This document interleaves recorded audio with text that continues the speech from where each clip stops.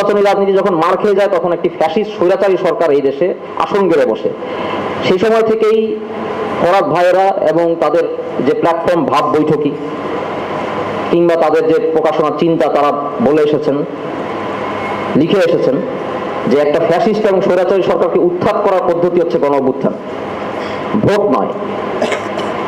এবং বাংলাদেশের সামনের দিনের রাজনীতি হবে গণ অভ্যুত্থানের রাজনীতি। তারই ধারাবাহিকতায় 2023 সালে ভাব বৈঠকের যে আলাপ আলোচনাগুলো চলতো, টাঙ্গাইলে হয়েছে, ঢাকায় হয়েছে, সেখানে আমরা অনেক তরুণ লেখক, শিল্পী, রাজনীতিবিদ আমরা অংশগ্রহণ করার চেষ্টা করতাম। আমরাও অংশগ্রহণ করেছি। জাহাঙ্গীরনগর বিশ্ববিদ্যালয় থেকে আমি গিয়েছি, একটু আগে সিফাত কথা বলেছে, তারা গিয়েছেন। এবং সেখানে আমরা গণ অভ্যুত্থান নিয়ে কথা বলেছি 2023 সালে। তার পরিপ্রেক্ষিতে সেখানে একটি বই যেটি ফরাদ নজর ভাই লিখেছেন, রাষ্ট্রচিন্তা প্রকাশনী থেকে প্রকাশিত, গণ অভ্যুত্থান ও গঠন। সচেতন এই কথাটি, এই নাম, এই শীর্ষকটি আমাদের কাছে সবচেয়ে বেশি পছন্দ হয়। কারণ আমাদের কাছে মনে হয় যে আমরা সবসময় হয় পশ্চিম দ্বারা অথবা জাতীয়তাবাদ দ্বারা অথবা কোন একটি থিওরি দ্বারা সবসময় প্রভাবিত হই। তো আমরা এমনকি ডেমোক্রেসিও তার মধ্যে একটা থিওরি যার দ্বারা আমরা প্রভাবিত হই। তো আমরা চেষ্টা করেছি এমন একটি আলোচনা উঠাবার যে সবাই নিজ জায়গা থেকে যে চিন্তাগুলি করছে সেই চিন্তা যেন একেবারেই তার সব উপলব্ধি থেকে আসে এবং সেই উপলব্ধিগুলো একত্রিত হয়ে একটি সমন্বিত চিন্তা তৈরি হয়। সেই জন্য আমরা একটি কমিউনিটি, একটা প্ল্যাটফর্ম তৈরি করি। সেই প্ল্যাটফর্মের মধ্যে আমাদের প্রসেস থাকে খুবই উন্মুক্ত। আমরা সবাইকে সেখানে আহ্বান জানাই। এমনকি আপনারা জানেন যে আমরা একটি প্রস্তাবনাও জাহাঙ্গীরনগর বিশ্ববিদ্যালয়ে উন্মুক্ত একটি প্রস্তাবনা জানাই। সেই প্রস্তাবনার একটি পাবলিকেশন আমাদের কাছে আছে। সেই পাবলিকেশন জানানোর পরে জাহাঙ্গীরনগর বিশ্ববিদ্যালয়ে আবার আমরা জানি যে এই ধরনের আলোচনা নিয়ে যাদের আসলে সমস্যা থাকতে পারে, যেই নিপীড়ক গোষ্ঠী, যেই শোষক গোষ্ঠী আসলে সমস্যা থাকতে পারে, তাদের কিন্তু কখনো সমস্যা তৈরি থাকে এবং তারা সেই মুহূর্তে আমাদেরকে যে দমন পীড়ন করার চেষ্টা করে, আমাদের এই সচেতনকে নিষিদ্ধ সংগঠন, অবৈধ সংগঠন এই ধরনের তকমা দেওয়ার চেষ্টা করে, সেটি আসলে প্রমাণ করে যে ওই সময়ের যে প্যাসিস্ট কাঠামো ছিল আমাদের মানে প্ল্যাটফর্মটি, আমাদের যে পাঠাতনটি, সেটি আসলে সেই প্যাসিস্ট কাঠামোকেই বিরোধিতা করছে। তো সেই জায়গাটি আমাদের সফলতার জায়গা হিসেবে আমরা নিয়েছিলাম। এই নিপীড়ন আসলে প্রমাণ করে যে আমরা আমাদের সঠিক দিক নির্দেশনা দিয়ে যাচ্ছি। সেই সময় থেকেই আমাদের দেশের বিভিন্ন চিন্তক এবং বিভিন্ন ভাবক লেখকদের সাথে আমাদের আলাপ আলোচনা হয়। তার মধ্যে মজা হয়ে একজন অন্যতম ব্যক্তি ছিলেন। আমরা এর বাইরেও দেশের বিভিন্ন পাঠচক্র, দেশের বিভিন্ন চিন্তক গোষ্ঠীদের সাথে এই আলোচনাগুলো চালিয়ে রাখার চেষ্টা করি। কিন্তু সেই মুহূর্তে আমরা দেখতে পারি যে দেশের মধ্যে সম্পূর্ণ একটি অরাজক পরিস্থিতি সৃষ্টি হয়। আমরা আমাদের যে কার্যক্রম সেটি আসলে করতে পারি না। আমাদেরকে বিভিন্ন ধরনের পুলিশি বিড়ম্বনা, বিভিন্ন ধরনের রাষ্ট্রীয় জায়গা থেকে, উপরিমহল থেকে আমাদেরকে কল করা হয়, ফোন করা হয়। আমাদেরকে বলা হয় যে আমরা যা করছি সেটি যেন আমরা দ্রুতই বন্ধ করে দিই।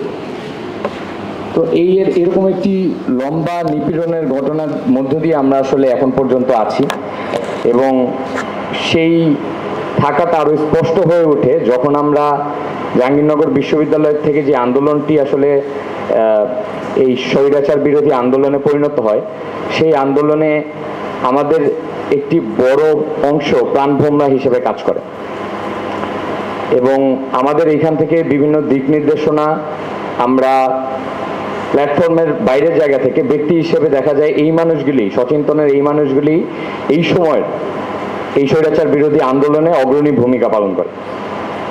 অর্থাৎ এই যে চেতনা, স্বৈরাচার বিরোধী যে চেতনা, সেটি যে আমরা সচেতনে লালন করেছি লম্বা সময় ধরে এবং তার সাথে যে আমাদের একটি যুদ্ধ, একটা বৈরিতা ছিল, সেটি আসলে এই গণ অভ্যুত্থানের মধ্য দিয়ে আবারও প্রকাশিত হয়। যা হোক, আমি সঞ্চালক হিসেবে আজকে আছি আপনাদের সামনে। আমি মেহরাব সিফাত, জাহাঙ্গীরনগর বিশ্ববিদ্যালয় তুলনামূলক সাহিত্যে ৪র্থ বর্ষে পড়ছি। এই মুহূর্তে আমি আরিফ সোহেল ভাই, ফরহাদ মজার ভাই এবং সরোয়ার তুষার ভাইকে আমন্ত্রণ জানাচ্ছি মঞ্চে উপস্থিত হয়ে বসার জন্য। তার পরবর্তীতে আমরা আমাদের পরবর্তী কার্যক্রম চালনা করব।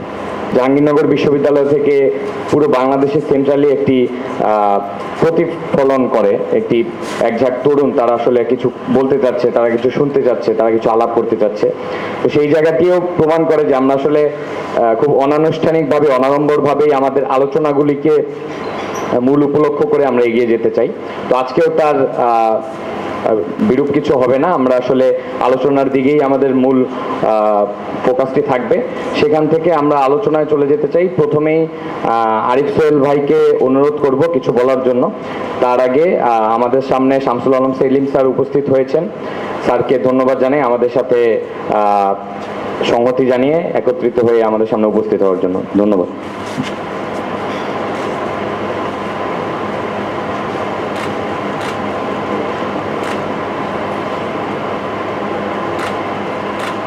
উপস্থিত সম্মানিত শ্রদ্ধেয় ছাত্র জনতা, সকলকে শুভেচ্ছা জানাচ্ছি। 36 দিনের একটি সংগ্রামের পরিপ্রেক্ষিতে আজকে আমরা একটি নতুন বাংলাদেশ তৈরির প্রক্রিয়ায় প্রবেশ করেছি। কিন্তু এই 36 দিনের লড়াইয়ের পেছনে একটা বিশাল ব্যাকগ্রাউন্ড আছে, একটা প্রেক্ষাপট আছে। এবং এই প্রেক্ষাপটটা যদি আমরা বুঝতে না পারি, এই প্রেক্ষাপটটা যদি আমরা আসলে উপলব্ধি করতে না পারি, তাহলে আমরা সামনের দিকে যেতে পারবো কিনা সেটি প্রশ্ন থেকে যায়। আমরা একটি দীর্ঘ যাত্রা অতিক্রম করছি, আমরা নতুন একটি বাংলাদেশ তৈরি করব।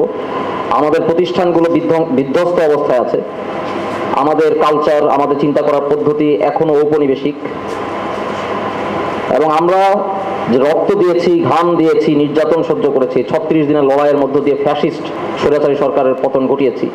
সেটি ঘটিয়েছি এই সকল প্রতিষ্ঠানকে জন আকাঙ্ক্ষা অনুসারে নতুন করে রূপ দেওয়ার জন্য। এই জায়গায় গণ অভ্যুত্থান গঠন, এই যে প্রক্রিয়াটি, এই যে প্রপঞ্চটি, সেটি এখন আমরা প্রবেশ করছি, আমরা এখন যাপন করছি। আমরা গণ অভ্যুত্থান একটা কাল যাপন করছি, আমরা গঠনের একটা কাল যাপন করছি। এবং আজকে আমাদের এখানে উপস্থিত আছেন সারোয়ার তুষার ভাই, রোমেল ভাই, অনার শামসি সাখাওয়াত ভাই এবং ফরাদ মাজার ভাই। তারা এই প্রক্রিয়ার সাথে অনেক আগে থেকে জড়িত। আমি আজকে এখন একদম প্রারম্ভিক একটা বক্তব্য হিসেবে এই ব্যাকগ্রাউন্ড, এই প্রেক্ষাপটটা একটু ব্যাখ্যা করার চেষ্টা করব। আপনারা জানেন যে 2018-র যে নির্বাচন, রাতের ভোটের নির্বাচন যেটা, সেটার পরবর্তীতে ভোটের অধিকার এবং ভোটের যে রাজনীতি, নির্বাচনী রাজনীতি, সেটা বাংলাদেশে একেবারে মার খেয়ে যায়। সেটা ত্রুটিপূর্ণ ছিল, কিন্তু সেই ত্রুটিপূর্ণ ব্যবস্থাও পুরোপুরিভাবে পর্যবেসিত হয় একটি প্রহসনে। এবং নির্বাচনী রাজনীতি যখন মার খেয়ে যায়, তখন একটি ফ্যাসিস্ট স্বৈরাচারী সরকার এই দেশে আসন গেড়ে বসে। সেই সময় থেকেই ফরাদ ভাইয়েরা এবং তাদের যে প্ল্যাটফর্ম ভাব বৈঠকি কিংবা তাদের যে প্রকাশনার চিন্তা, তারা বলে এসেছেন, লিখে এসেছেন যে একটা ফ্যাসিস্ট এবং স্বৈরাচারী সরকারকে উৎখাত করার পদ্ধতি হচ্ছে গণ অভ্যুত্থান, ভোট নয়। এবং বাংলাদেশের সামনের দিনের রাজনীতি হবে গণ অভ্যুত্থানের রাজনীতি।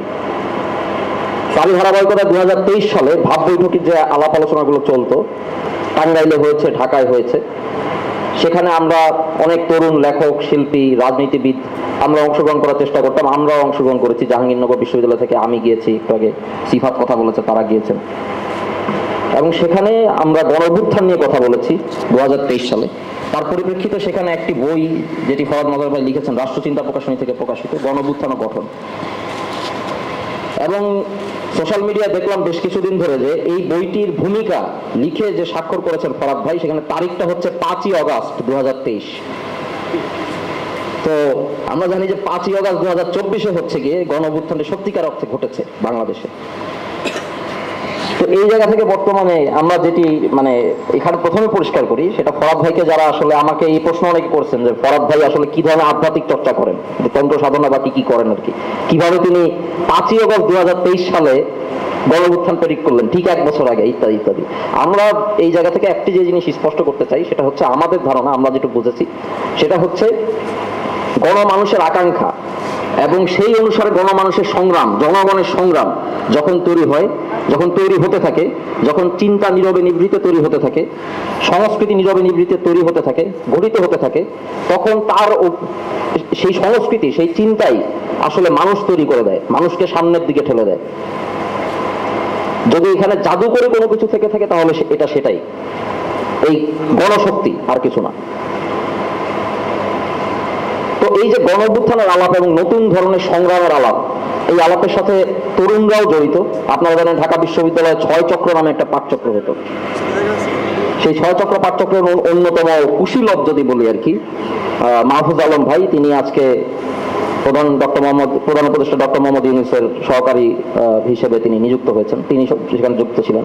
নাহিদ ইসলাম ভাই উপদেষ্টা, তিনি যুক্ত ছিলেন। জাহাঙ্গীরনগর বিশ্ববিদ্যালয়ে আমাদের একটি পাঠচক্র ছিল সচিন্তন, এবং এই সচিন্তনের মাধ্যমে আমরা আমাদের সময় রাজনীতিকে বুঝতে চেয়েছি, আমাদের সময় সমাজকে বুঝতে চেয়েছি, ইতিহাস সাহিত্যকে বুঝতে চেয়েছি। এই যে নিজের সময়কে বুঝতে চেষ্টা করা এবং সেই সময়ের যে দাবি, যে আকাঙ্ক্ষা, সেটাকে ধারণ করার একটা উপলব্ধি, ধারণ করার একটা প্রচেষ্টা, সেটা একটা পরিণতি হিসেবেই আজকে আমরা একটা গণ অভ্যুত্থান দেখতে পেয়েছি বলে আমাদের মনে হয়। আমাদের আন্দোলনে জাহাঙ্গীরনগর বিশ্ববিদ্যালয়ে যারা ভূমিকা রেখেছেন তাদের অনেকেই, আমি নিজে, এখানে তৌহিদ মোহাম্মদ সিয়াম, সিফাত, রায়হান সহ আরো অনেকে, সকলের নাম বলতে পারছি না, দুঃখিত, আর অনেকেই মার্জিউর তারা উপস্থিত আছেন, সরাসরি গণ অভ্যুত্থানে ভূমিকা রাখার চেষ্টা করেছেন সকলকে সাথে নিয়ে। এবং যখন 18-19 তারিখে বা 20 তারিখে ইন্টারনেট ব্ল্যাকআউট, তখন 9 দফার দিকে যাওয়া হবে কিনা, নাকি সরকারকে আসলে এক ধরনের আপোষ সমঝোতার দিকে নিয়ে যাওয়া উচিত বা সরকারের সাথে আপোষ সমঝোতা করা উচিত, এ ধরনের একটি প্রস্তাবনা, একটি আলাপ আলোচনা যখন চলছিল, তখন আমরা প্রত্যেকেই, যারা এই চিন্তা করার প্রক্রিয়া, যারা এই ভাবার প্রক্রিয়া, ভাব বৈঠকি, সচিন্তন থেকে শুরু করে 6 চক্র থেকে শুরু করে বিভিন্ন ধরনের, আমরা এই সকল প্রক্রিয়ার সাথে যারা জড়িত ছিলাম, তারা স্ট্রংলি গণ অভ্যুত্থানের প্রতি আমরা আমাদের সমর্থন জানিয়েছিলাম। আমরা বলেছিলাম যে এই ফ্যাসিস্ট শেখ হাসিনা, খুনি হাসিনার সাথে কোনো আপোষ হতে পারে না।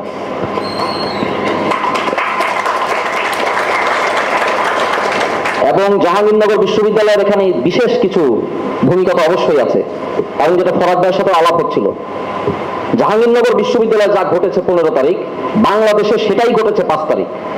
অর্থাৎ জাহাঙ্গীরনগরের ক্ষুদ্র পরিসরে যেটা ঘটেছিল, একটা গণ অভ্যুত্থান, ছাত্রদের গণ অভ্যুত্থান, সন্ত্রাসী ছাত্রলীগের সন্ত্রাসের বিরুদ্ধে, সেটাই রিপিট করেছে 5 তারিখ সারা দেশে সার্বিকভাবে। এছাড়াও 17 তারিখে পুলিশি হামলার পর 18 তারিখই সকালে পুনরায় ক্যাম্পাসে প্রবেশ করে স্থানীয় সংগ্রামী জনতাকে নিয়ে আবার ক্যাম্পাস পুনর্দখল করা সহ, আমি সেখানে গ্রেপ্তার হয়েছিলাম। আমি গ্রেপ্তার হওয়ার পর আমার কমরেডদের, আমার সহযোদ্ধাদের ভূমিকা, সেখানে আমার শিক্ষকরা উপবিষ্ট আছেন সামনে, অনেকে আজকে নেই, তাদের ভূমিকা সারা বাংলাদেশে যেভাবে প্রভাব রেখেছে, মানুষকে মোবিলাইজ করেছে। জাহাঙ্গীরনগরের দিক থেকে আমরা ইতিহাস রচনা করেছি, এবং এই ইতিহাসটা বুঝতে হবে কোনো জাতীয় ইতিহাস নয়, এই ইতিহাসটা কিন্তু আন্তর্জাতিক পর্যায়ে বৈশ্বিক ইতিহাস। কারণ একটা পোস্ট কলোনিয়াল উত্তর ঔপনিবেশিক দেশে এমন একটা বিদ্রোহ, একটা গণ অভ্যুত্থান হয়েছে যেখানে সরকার গঠনে অংশ নিয়েছে ছাত্র জনতা সরাসরি। আমরা জানি রাজনৈতিক দল আসে, রাজনৈতিক দল ক্ষমতায় আসে, রাজনৈতিক দল সরে গেলে আরেকটা রাজনৈতিক দল ক্ষমতায় যায়, কিন্তু সকল দলাদলি দল মতের ঊর্ধ্বে উঠে জনগণ হিসেবে নিজেদেরকে হাজির করতে পারা বিশ্বের সামনে, এই ঘটনাটি আমরা ঘটিয়ে দেখিয়েছি। এবং এই ঘটনায় জাহাঙ্গীরনগর বিশ্ববিদ্যালয়ের ভূমিকা অবশ্যম্ভাবী রূপে আছে, অবিস্মরণীয় রূপে থাকবে। তো আজকে গণ অভ্যুত্থান গঠন নিয়ে আলোচনা করবেন, বিস্তারিত আলোচনা করবেন, তুষার ভাই আলোচনা করবেন, ফরাদ ভাই আলোচনা করবেন, তাদের আলাপ আমরা শুনবো। তবে যে কথাটি বলে দিতে চাই সেটা হচ্ছে, সচিন্তনের জায়গা থেকে তো অবশ্যই সার্বিকভাবে আমাদের এই চিন্তা করার প্রক্রিয়া, আমাদের নিজেদের ভেতরে আলাপ করে নিজেদের সময়কে বুঝতে পারা এবং সেই অনুযায়ী পদক্ষেপ নিতে পারার এই যে প্রক্রিয়া, এটা চালু রাখতে হবে, কারণ আমাদের কাজ শেষ হয়ে যায় নাই। তো আপনাদের সবাইকে ধন্যবাদ জানাচ্ছি আবারও, এবং আশা প্রকাশ করছি যে আমাদের এই চলমান প্রক্রিয়ায় আপনারা আপনাদের পূর্ণ শক্তি ও সমর্থন দিয়ে আমরা সকলে একসাথে এগিয়ে যাব। সবাইকে ধন্যবাদ। আইসল ভাই যেটি বলছিলেন যে আমাদের মধ্যে একটি চিন্তার উদ্রেক ঘটে যে আমরা আমাদের দেশের সাধারণ জনগণ নির্বাচন বলতে শুধুমাত্র নির্বাচনকেই শুধুমাত্র গণতন্ত্রের একটি সূচক হিসেবে, প্রধান সূচক হিসেবে দেখা শুরু করেছি। এটি আসলে আমাদের চিন্তা প্রক্রিয়ার একটি রোগ, একটি সমস্যা হিসেবে আমাদের জনসমাজের মধ্যে দেখা যায়। সেটিকে কিন্তু আসলে আমরা এবার পাশ কাটিয়েই এই অভ্যুত্থানটা করি, অর্থাৎ টানা 3-4টি যে নামমাত্র নির্বাচন, যে নির্বাচন আসলে একটি ফ্যাসিস্ট প্রসেসে পরিণত হয়েছিল, ফ্যাসিস্ট প্রক্রিয়ায় পরিণত হয়েছিল, সেটিকে সরাসরি একদম ধ্বংস করে দিয়ে সাধারণ জনগণ যে একটি দেশের আপামর শক্তি, সেটি জনগণই উপরে উঠে এসে সেটা প্রমাণ করা এবং জনগণের সরাসরি অংশগ্রহণে একটি সরকার গঠন করা, এটি আসলে প্রমাণ করে যে আমাদের বর্তমান যে গণ অভ্যুত্থান, এটি একটি এখন অবধি একটি সঠিক নির্দেশনায় থাকা গণ অভ্যুত্থান এবং এখন অবধি সফলতার দিকে ধাবিত হওয়া একটি গণ অভ্যুত্থান। এ পর্যায়ে আমি সাধুবাদ জানাতে চাই এবং আমাদের যে শিক্ষকেরা এখানে উপস্থিত হয়েছেন, জনাব শামসুল আলম সেলিম স্যার, মাফরুই সাত্তার স্যার এবং গোলাম রব্বানী স্যার, তাদেরকে অভ্যর্থনা জানাই, শুভেচ্ছা জানাই, স্বাগত জানাই তারা যে এখানে উপস্থিত হয়েছেন। আমরা চাইবো তারা সবসময় আমাদের এই আলোচনাগুলিতে, কারণ আমাদের এই আলোচনাগুলি শুধুমাত্র ছাত্রদের আলোচনা না, একদম আপামর জনগণের জন্য আমরা এই আলোচনাটা করি। আমাদের এখানে মত বিনিময় হয়, আমাদের এখানে নতুন চিন্তার উৎপন্ন হয়, আমরা সেই চিন্তা নিয়ে কাজ করার চেষ্টা করি এবং সেই চিন্তা যে শুধুমাত্র জনবিচ্ছিন্ন কোনো চিন্তা না, শুধুমাত্র জনবিচ্ছিন্ন এলিট কোনো বুদ্ধিজীবিতা না, সেটি আসলে আমরা মাঠে থেকে আমরা কাজের মাধ্যমেও কিন্তু সচেতন সেটা প্রমাণ করেছি।